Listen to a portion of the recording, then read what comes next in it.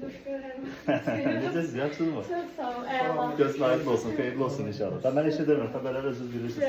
Allah mübarek versin inşallah, xeyirli olsun. Çok sağ ol. Allah razı olsun. Xeyirli olsun Elə inşallah. bir müjdedir, hələ inana bilmirəm. Hələ benim Elini dərslərim açıp dua edirsən mi?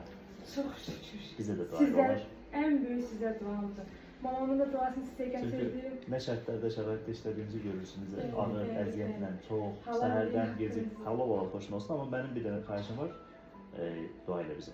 Yaxşı, Sizə- biz buna çox inanırıq çünki. Sizi zaten ben yuxumda görmüştüm. Yani ilk bura geldi. Yani istikametimi burada yaşayanda ilk yuxumda görmüştüm ki ve bilirdim burada uğur kazanacağımı. Çünkü sizin savabınıza çok çok Siz Rusiyadan gəlmişsiniz. Biz bir dəfə Rusiyada sürüm əlamat İki dəfə. edilmişdik. İki dəfə oldu. Rusiyada İki dəfə edilmişdik. ben negatif. Bizim ilk cəhdimiz Allah mübarək eləsin inşallah. Xeyirli olsun, şərli Sağ olsun. olun. Belə şeyləri gördükcə daha da çox həvəslənirik, daha çox işləmək istəyirik. Çox sağ Yaxşı, bu olun. yaşlarda da biz bunu görürük. 40'lı yaşlarda artıq əməlli başlı görürük problem. Yəni yaşı gəncləşir, yəni getdikcə bu sonsuzluğun.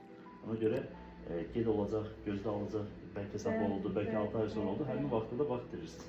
Problem odur. Böyle 8 yıldır ben yubandım.